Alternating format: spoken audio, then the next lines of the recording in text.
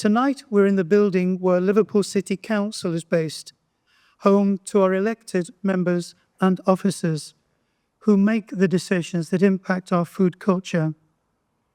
We wanted to make it easy for them to attend and listen to our contributors and citizens. Next time, we're at City of Liverpool College Duke Street campus, where students are prepared for careers in catering and hospitality. And the third seminar will take place in one of the newest restaurants in the city, the Daffodil, the ex-Mersey ferry, which is moored just off the Strand in Canning Dock. You will be treated before the start of each seminar to the taste of a locally produced food. Today, I know, because you've told me, you've enjoyed some of the soup deliciously made by Squash Liverpool, and thank you to Becky and the team for bringing it and preparing it. Next time, it will be a taste of the famous pies from Home-Baked Anfield. And lastly, a mouth-watering apple crumble from Food for Thought, who are now based in the Dingle. We've invited 3 local producers to speak at each seminar about the challenges they faced in their chosen career, so we can become aware of the struggles many of them confront on our behalf on a daily basis. Becky Vipond will speak on behalf of Squash Liverpool, which won the BBC Food and Farming Award for Best Shop in 2019. Then Andrew Rogers from North by Sud-Ouest Charcuterie, who won the BBC Food and Farming Award for Best Food Producer last year, 2024. Regretfully, Emily Sandman from the Wild Loaf Bakery had to apologize for not being able to take part due to internal disagreements in the business. This series is indebted to Feeding Liverpool for their generous financial support. They are the city's Food Alliance lead, working to connect and equip people and organizations to achieve good food for all. They work alongside communities and organizational partners from public, private, and voluntary sectors to take action that ensures the impacts of food insecurity are reduced, whilst developing longer-term strategies and initiatives that support the development of a more equitable, sustainable food system for everybody in our city. The success of the Food Alliance is built upon broad representation, lived experience, and expertise. Keenan Humble, who's here tonight, the program director for Feeding Liverpool, has said, and I quote his words, "These 3 events," he means the seminars, "are a brilliant demonstration of community organizing, encapsulating a key principle of Liverpool's Good Food Plan to enable active food citizenship."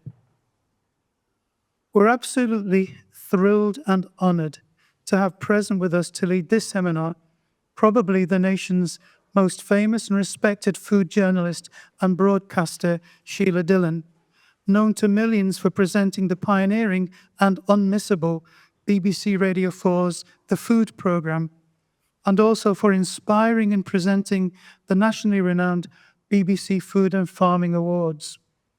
Having travelled the length and breadth of the United Kingdom, meeting food growers and producers and listening to their stories, Sheila is well placed to have an unrivaled insight into the food system that is currently operating in the British Isles. Please give a very warm Liverpool welcome to our guest speaker, Sheila Dillon.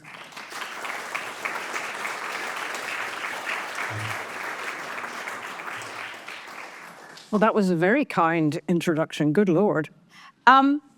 I got a ride here from Alan, who I don't know his second name, who's been helping, yes.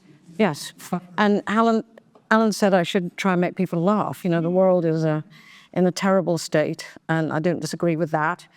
And, you know, jokes.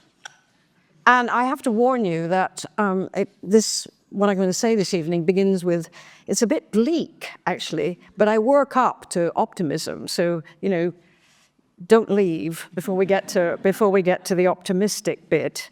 I mean, it's so nice to be in Liverpool. You know, I'm from Lancashire, and Alan and I were talking about how the Southerners. A Ukrainian friend who's now living in the UK because of the Russian invasion with her young children. She asked me the other day, she was having trouble with some teachers and parents at the C of E primary school in our neighborhood. And she was saying, is it English? Is it because they're English? I don't understand. And can you explain Englishness to me? And I said, no chance. I have no idea what that means. I find them difficult as well. And I'm Northern. I can say something about Northerners. I can say something about what I feel like, what I grew up with, people I know here. But Englishness, well, maybe that leads to all those, that's one of the reasons for all those for the flags and, the things that lie behind the flags. Anyway, let's begin with the bleakness. Thank you very much, Chair, and Lucy for introducing me to Jerry and Engage Liverpool. Anyway, let's begin. Many of you, some of you may have read the book Ravenous by Henry Dimbleby. And one of the things he says one of the things he writes in the introduction is, the food system is no longer simply a means of sustenance. It is one of the most successful, most innovative, and most destructive industries on earth. He's the man who wrote the government's food strategy for the Tories, and that got completely dumped. So that sort of answers, in one sentence, 2 sentences actually, the question I'm supposed to talk about tonight, because the UK comes second only to the United States amongst rich nations in the way that we've monetized almost everything and made our food system a key part of that monetization. One of the most destructive industries on earth, and Henry Dimbleby knows what he's talking about. But what does that mean ordinarily? I mean, Jerry, you said, a lot of people think of food as, what was the word you used? As marginal, as, yes, take it for granted. And, that's played into the hands of the global companies, the monetizers. But we can look at what this attitude has led to. The NHS is cracking under the pressure of treating thousands of patients with diabetes type 2, which I could remind you used to be called adult onset diabetes until young people and children started getting it. This year, it will cost about £10 billion in direct treatment. That's 9% of the NHS budget. And the total cost to the economy in illness, lost work, care, etc., is 23 billion. And that's a disease almost entirely related to diet. The number of people, this is the UK Office for National Statistics, the number of people economically inactive because of long-term chronic ill health has risen to over 2.5 million. That's an increase of 400,000 since the start of the pandemic. The height of 5-year-old children has been falling since 2013. UK children are now shorter than those in nearly every other high-income country. Obesity amongst 10 to 11-year-olds has increased by 30% since 2006. 1 in 5 children are obese by the time they leave primary school. School meals, which are one of the great disgraces of Britain. In England, the food waste adds up to 68,000 tonnes from primary and 28,000 tonnes from secondary. And most schools in England are still locked into the choice at the cheapest price model provided to us by Mrs. Thatcher, if you remember, that school meals didn't matter. And those meals come mostly from 3 to 4 global catering companies. Chips, pizza, and fizzy drinks are the core.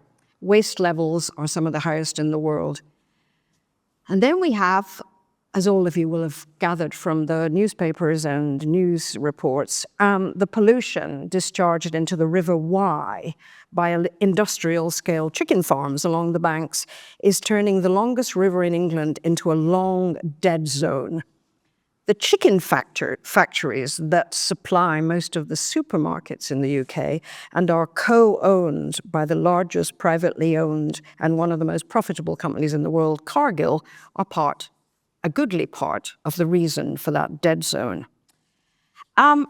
You can see, that this goes on. I mean, I also have global food miles equate to about 3.0, I can't understand my own mathematics here, gigatons of carbon dioxide equivalent, 19% of total food system emissions for the transport of fruit and vegetables around the world.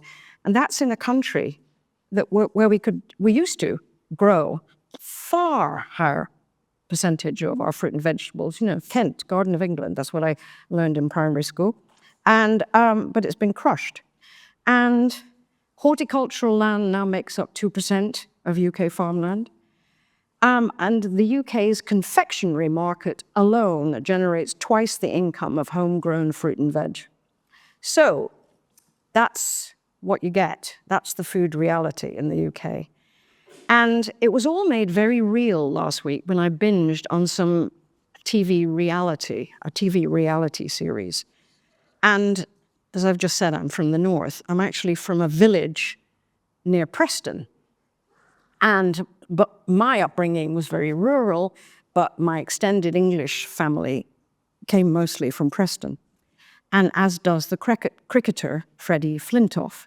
And it was the Freddie Flintoff series set in Preston, and about getting a group of Preston lads to play cricket. And through this endeavor, we saw all the tricks of reality TV, which is, so beguiling, and then we have Freddie Flintoff's charm. What you saw in those programs was deep poverty, hopelessness, the lack of meaning in a world of choice. And choice is the religion of our time. Taking away choice in anything to do with food is seen as, nannying. Nanny state is such an odd notion. But it's taking away, you saw that, the lack of choice in these boys' lives. And how the world had closed in on them. And what little food and drink we saw was in crisp packets and globally recognized tins of fizzy drinks. Nothing that could be called food, or none of that sitting together, the informal education and the experience of sociability and support that happens around the table. There was just one key scene where the star cricketer of this team was this boy from this 18-year-old, I think, from Afghanistan. And he was with a Preston family. And he invited them round for dinner to his house of these very nice people. And he cooked. And they sat around a table. And they were just stunned that somebody their age could cook and that made this delicious food. I mean, it was very simple, but it was very startling. And I mean, these boys looked most of the boys just doesn't look well. And I thought about my experience of Preston growing up, the market, buying the vegetables that were grown in the field, and where booths, I think, Kay would know, somewhere here she is, whether they still buy their potatoes from the field. And the market, again, I don't know if Preston is now like other local authorities in England who see their markets as cash cows and another source of revenue to make up for the 50% cut in grants from central government, made just as bigger and bigger holes were made in the safety net. What Freddie Flintoff's TV reality and all those dark facts that I began with show is actually the result of an economic system that we've allowed to grow up around us since the Thatcher-Reagan years. And for most people now, that economic system is the air they breathe. And without being aware that you can pump oxygen into that system and let out the foul gases that are choking us. It's the monetization of everything. And the NHS and the BBC are lingering on, but both are under sustained attack. And last week, I was at a conference, and some senior person in the food industry said, "Do you see what's happening to Morrison's?" And I don't, because there isn't a Morrison's near me, so I don't daily life Morrison's. And what happened to Morrison's was that it was owned by a family, it was, I know from reporting in the past, it was quite a successful company.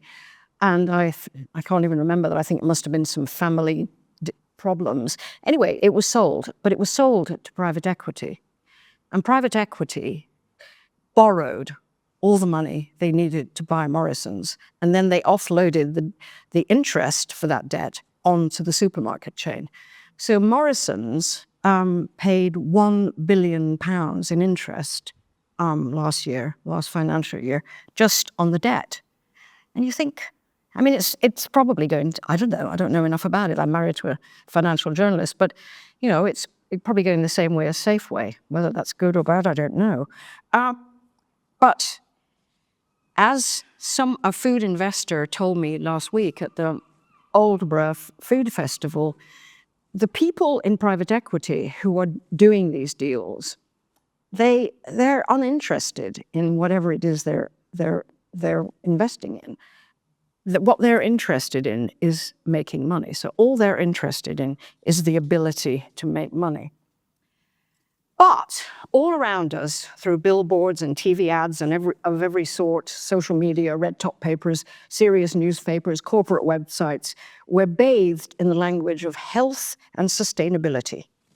The supermarkets with their sustainable sourcing, their farms with real names that have no real existence in the material world. It's a culture of lies that contradicts the evidence of our own eyes and the facts and the data in the reports that we can still trust. But I'd say beware of the Trumpian world of alternative facts that seems to be heading our way. So, food is actually utterly intertwined with this monetized world we're living in, growing inequality and rules around food production that are engineered for the giant, the global, the cash-rich, not for the small, the local, the regional, and good quality. And rules that include how we define cost, because we talk about cheap food and our need for cheap food. And I'll always remember this. I'll never forget James Rebanks, Bertie Shepherd, and he was on the Today program a couple of Christmases ago. And, they have guest editors around that time. And he talked about the kind of prices farmers got from supermarkets. And Nick Robinson it was, and Nick Robinson said, "But James, you talking about making food more expensive. And, we have to have cheap food for poor people."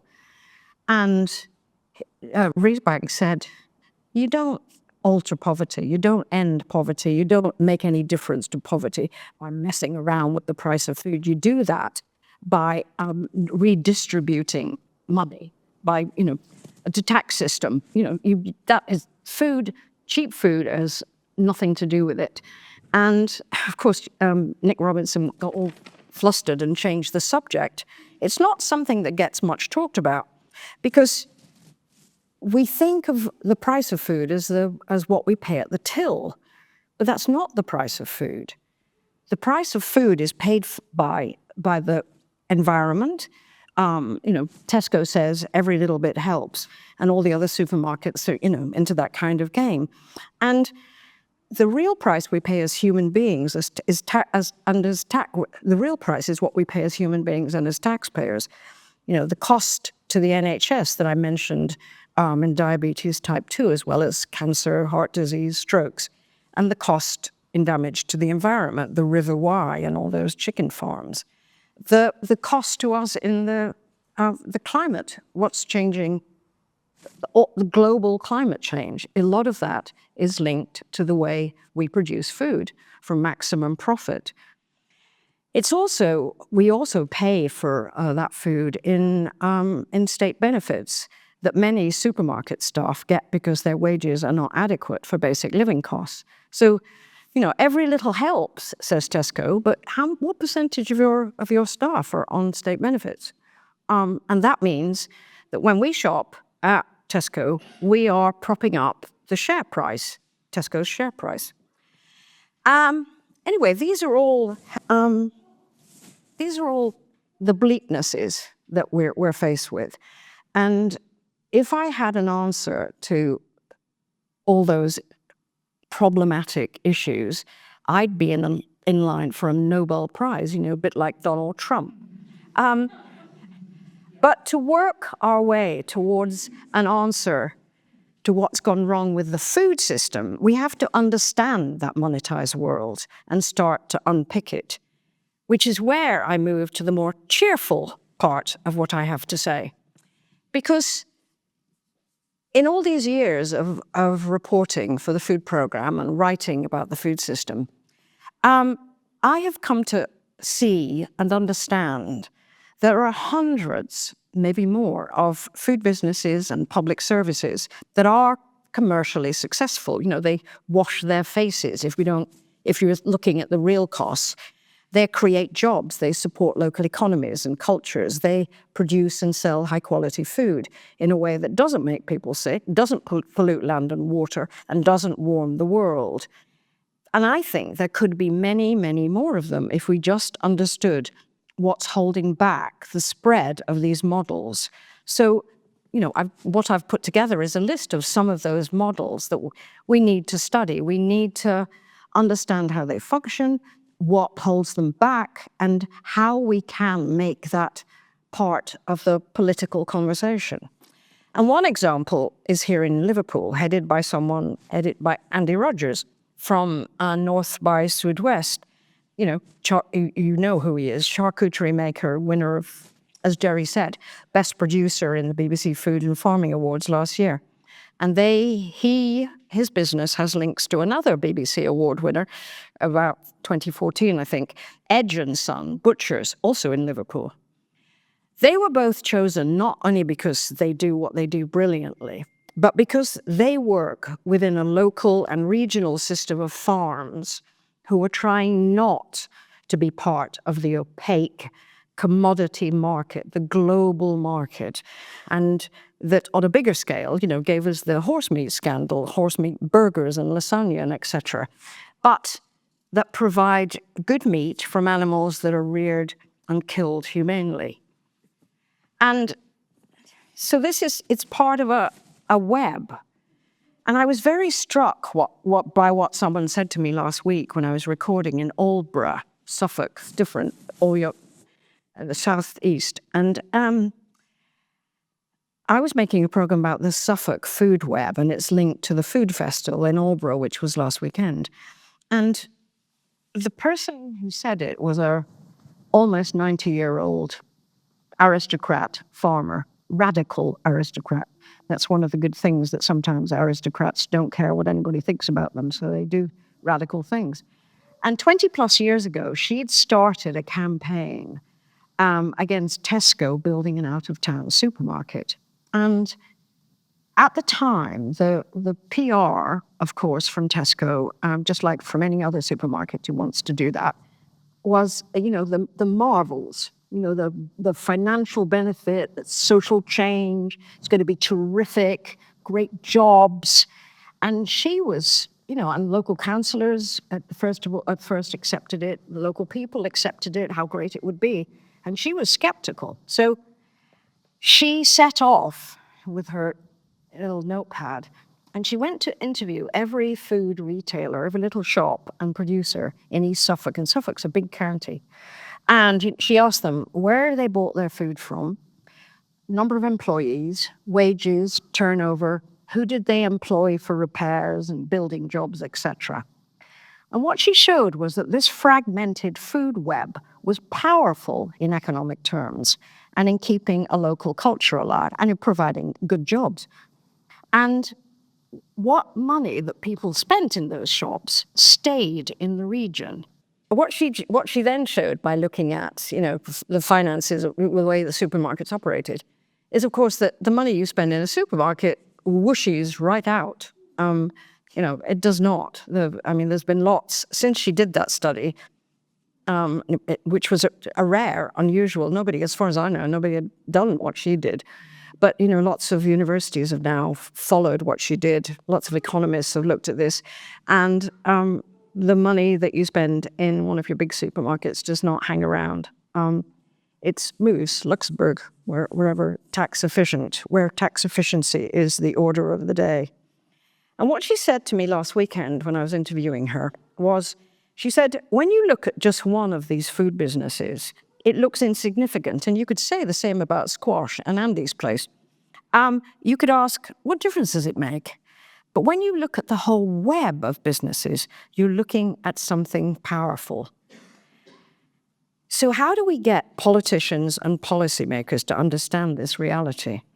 Well, I think we could bring to the fore some of the really great examples of people, businesses, public organizations doing things differently. One of the most striking is chefs in schools. I said that after Mrs. Thatcher wiped out, the idea that the school meals mattered at all, and they had to meet some standards, and people had to cook. That went the way of the dodo. And what we now have is an organization called Chefs in Schools, which does what it says on their tin.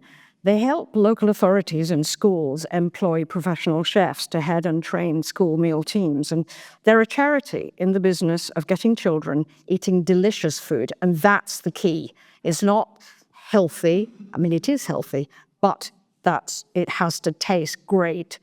And that builds health and makes learning possible. And it's benefited from chefs who want actually to leave the long hours culture of restaurants and work in schools, because chefs in schools, chefs work as educators. They're part of the team, of the school team. They go to school meetings. So they help teachers make food central to education, to maths lessons, English, science, art, everything. And they do this, encouraging the head teacher and the team to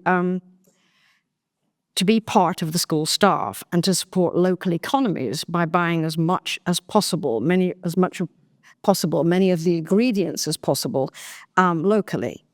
And Chefs in Schools are now reaching, I think it's about 120,000 children in different parts of Britain, mostly in poor areas. And, that's small, but it could get much bigger. I mean, Chefs in Schools isn't a corporation. They're a charity that tells you how to do it and they help you do it. But if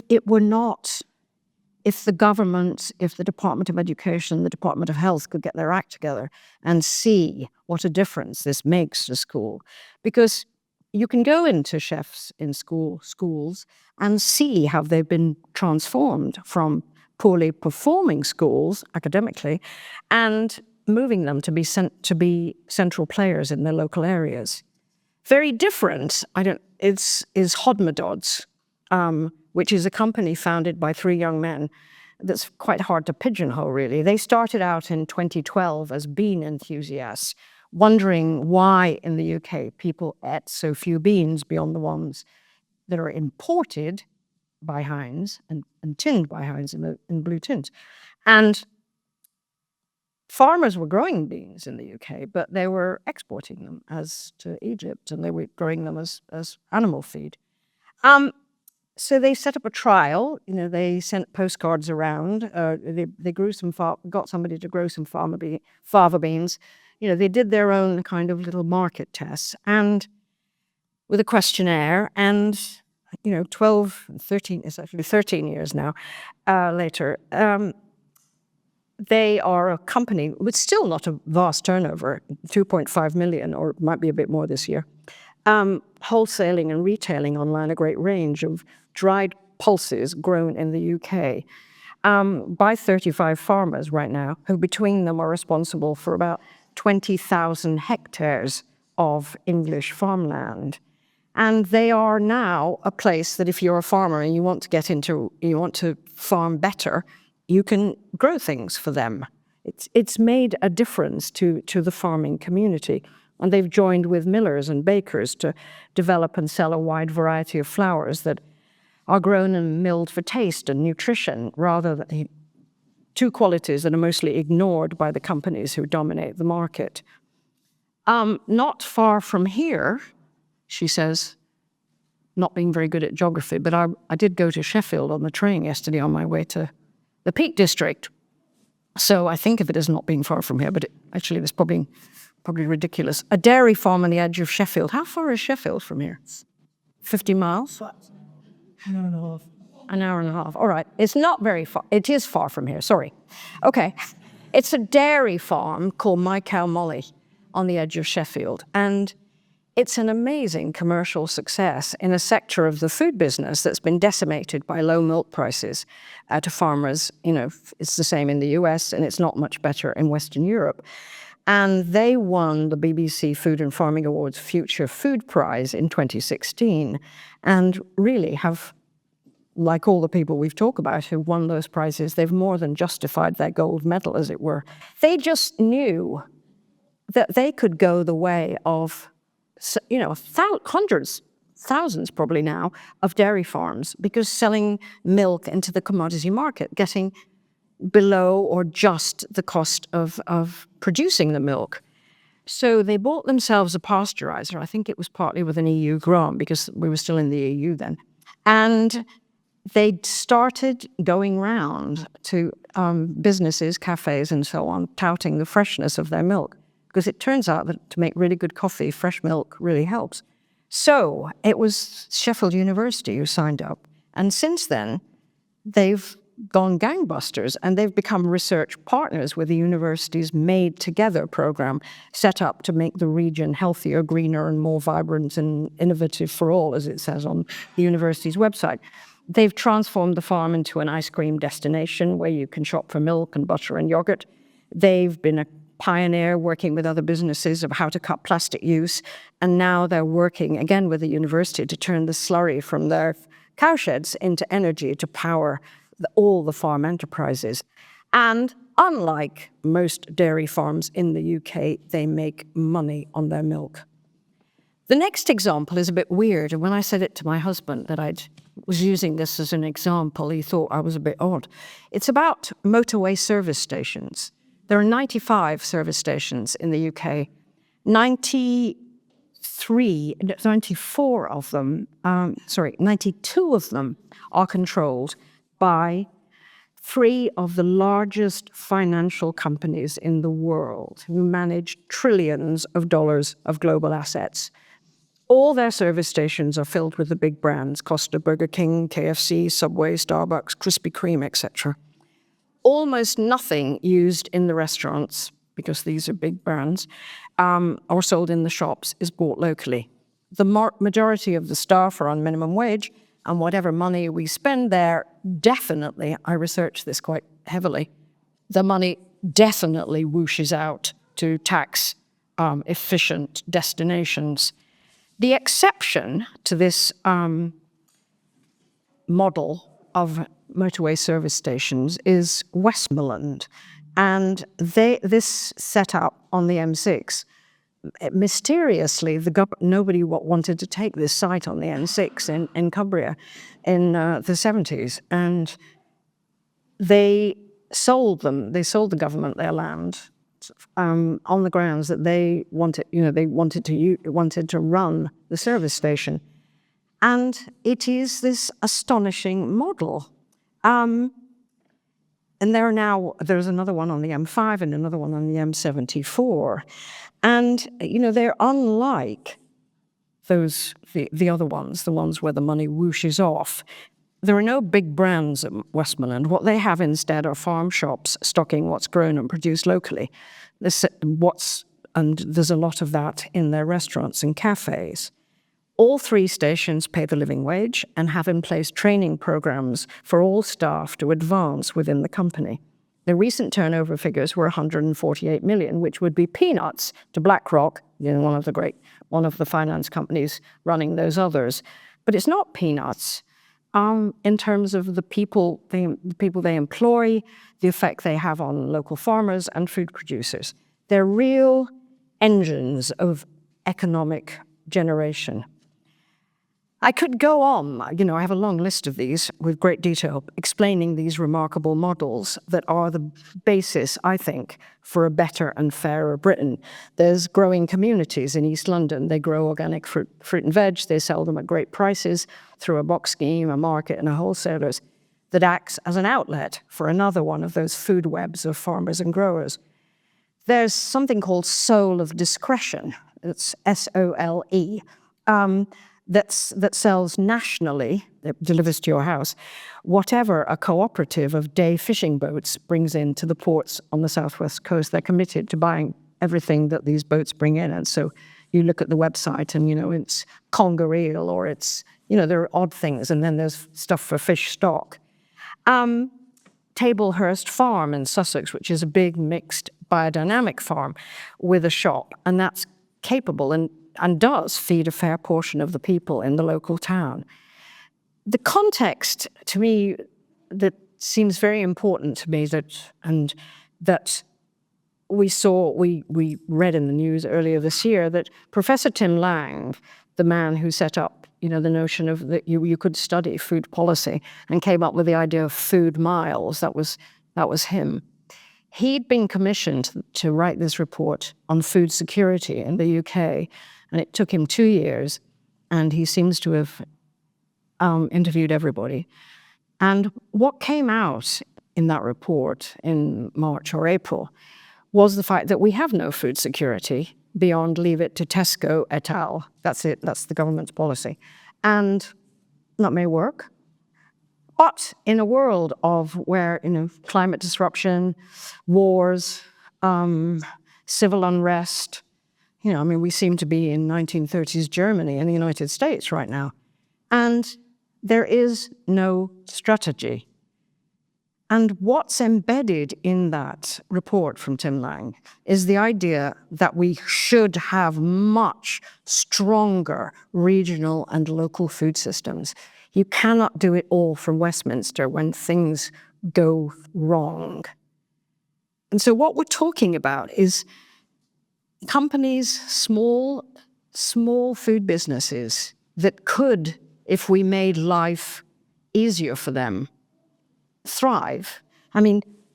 These two will know what it is, how hard it is to run a food company with rules that were set up for Compass or Tesco or Heinz or Kraft or, all these people who lobby governments. They're vastly more powerful, richer than individual countries. And they're the ones who are at, they're in Westminster, they're at the UN, they're in Washington, they're all over the place. So, as I learned a long time ago when I had an awakening, an epiphany almost, I was a journalist and I was living in New York, and something happened that made me realize that food was important. And I saw then that politics, my first, after I touted myself around going, I need to find out about food and, can I come and work for you? And as a volunteer. And I wrote a column called Food Biz. And as I said, I'm married to someone who's a financial journalist, digging out corruption and on a different sort of level. And he found this really weird, that I was going to concentrate on food. And he went in a very impatient, well, but if you're going to do food, follow the money. And he was absolutely right. And writing this column called Food Biz, where he provided me with cuttings, and I would read other stories in the Wall Street Journal and Forbes and Financial Times and all the rest of that stuff. I saw that what we eat and what happens as a result of what we're now eating, where a teenager's diet in the UK is 70% ultra-processed, and we now know what that's doing to their brains, their immune systems, their general health. So politics, power, money, values, culture, like the culture of Liverpool, the culture of the Northwest, are all intertwined. And I feel like the people of this audience know that very well. And to understand it more widely is what we need. Thanks.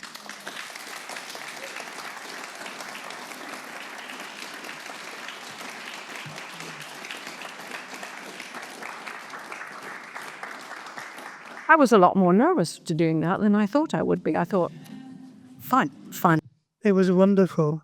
To be perfectly honest, Sheila, it's extraordinary to hear somebody speak with such honesty and such clarity. Have you met Andy?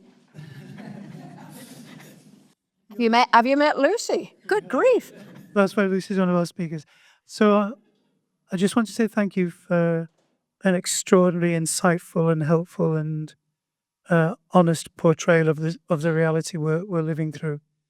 I'm going to invite Becky to say a few words, and then Andrew, and we'll go to people to give a chance for everybody here to talk about food culture in Liverpool. Hello, everybody. My name's Becky, and I am a co-founder and co-director at Squash Liverpool. Please come and see us. Look us up, Squash Liverpool, at Squash Liverpool. We're great. I think it was so interesting to hear Sheila talk about her experience as writing journalistic pieces about food. When we first started thinking about coming together and creating a space where there was a kind of a food hub, we played this game called What's Food Got to Do with It? And we got a whole load of newspapers, broadsheets, all sorts of different things. And we took it in turns to look at each article in that paper and ask ourselves the questions, what food's got to do with it? And we realised that absolutely every single thing going on in the world, environmental, political, cultural, climate, food was connected. And we understood that, and we were very passionate about that. But it's so interesting that's where you started, and how we really understood the importance of food as a connector and as something that really brought people together. I think the other thing that you talked about, which I think is really something that Squash has taken on, is the idea of food as a commodity or monetizing food, because I think what Squash is trying to do is the absolute opposite of that. So we are trying to connect people back to food, to bring people back into the ownership of the food that they grow, cook, eat, share, and to really build back skills, build back for people the means of production, so people understand what it is to make bread, to make butter, to really work with whole foods, to work with ingredients again. So really, really connecting people back to the power and the joy of making your own food and understanding where food comes from, which I think we've always, at Squash, always really considered joy a very important ingredient in the food world. Because actually when we started off in food was there was a lot of messages, and we started about 20 years ago. So this is a slow grow as well, I think, with Squash. It's a very slow, and I think food done well is slow. It's a slow process.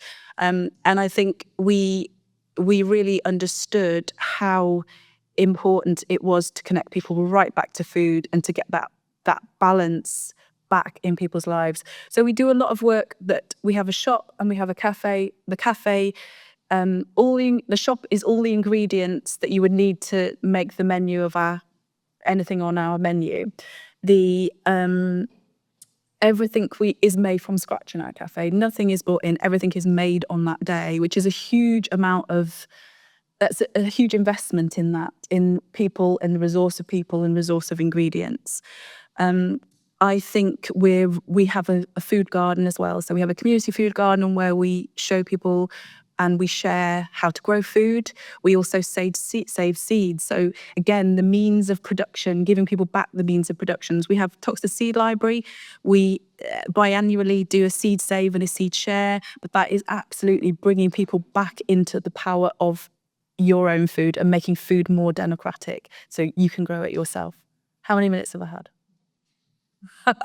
Exactly 4.5. Oh my word! What'd you do with 30 seconds? I think the other thing we do, which I think has been really successful about connecting people and bringing people together around community. So we're very locally based.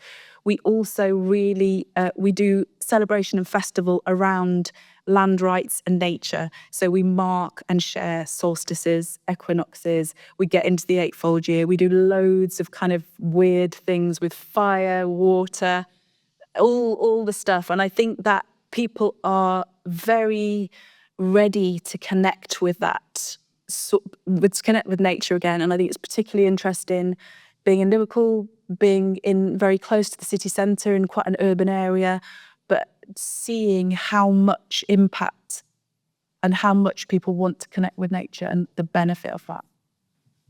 Thank you, Becky. Yeah.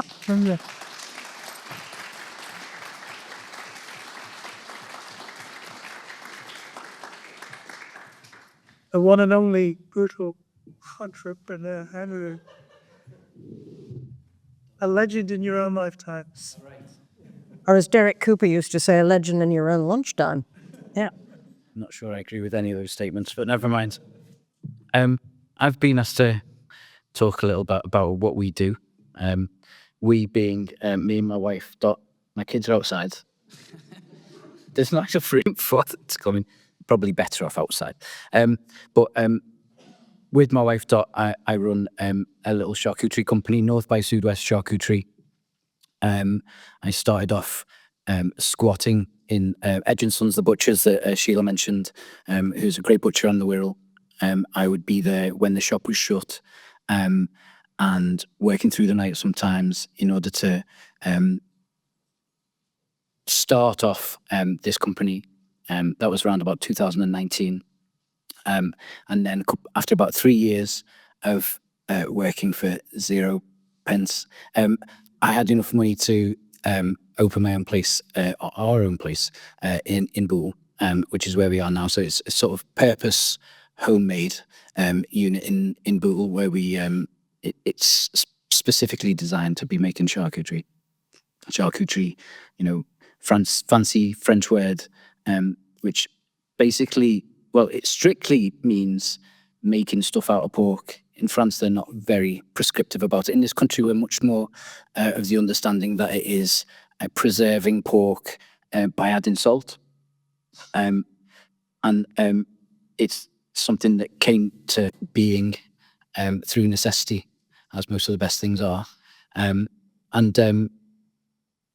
Before there was refrigeration, there was charcuterie, because if you wanted your pig to not go off, you needed to bung a load of salt on it and leave it somewhere cool to dry out, That would be the kind of thing that over generations would, enable a family to feed themselves for an entire year from one pig that they might have kept in the back garden, feed it on kitchen scraps.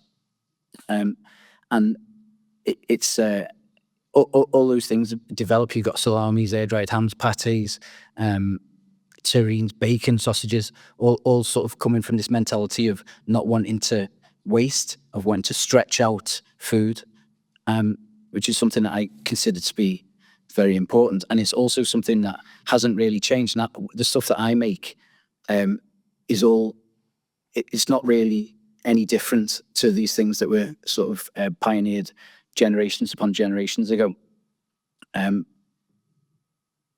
The difference from my perspective versus their perspective pre-refrigeration is that I make it to try and make it delicious. It's a way of making something delicious, more than a way of preserving food. We've got other ways to do that now. Our company sells online. We do farmers markets, a little bit of wholesale, although the wholesale has dropped off. It had to drop off considerably since not far off this time last year when we won the award that Sheila gives out from the BBC. We didn't have the capacity. Yeah, thank you very much, by the way, Sheila. It was a boon. Anyway, so what I do is I work with whole, free-range, rare breed pigs. They come from local farms. Local meaning the countryside around Liverpool, so Cheshire, the Wirral. I might go as far as North Wales. I might go as far as Yorkshire or Derbyshire to find the right animal. And for me, the right animal is an ex-breeding sow. So that's a sow, like a mother pig. Once it's finished having piglets, and the farmer sends it to me, it is really the perfect raw ingredient for making top quality charcuterie. It's older. They're physically bigger. They've got darker meat, more fat, more flavour. And if you think about the difference between sort of veal and beef or lamb and mutton, that's a kind of similar difference to a butcher's pig that you might get a pork chop from. and the kind of animals that come to me. You know, the butcher's pig might be, excuse me, you know, it might be 60 kilos for one animal. Something that comes to me could be as much as 250 kilos. So they are vastly different animals, really. But they are the perfect ingredient with all the extra things to make the best stuff. I'll fast forward a little bit. But I would say that something that I want to finish off with, for me, the most important, the single most important thing in the entire process for me is finding this right animal from the right farmer, which ties in with what Sheila was talking about. You know, like, get that right animal in the first place. And it's like the best kind of Italian food, you know? You take something, a really great ingredient, and you just try not to fuck it up.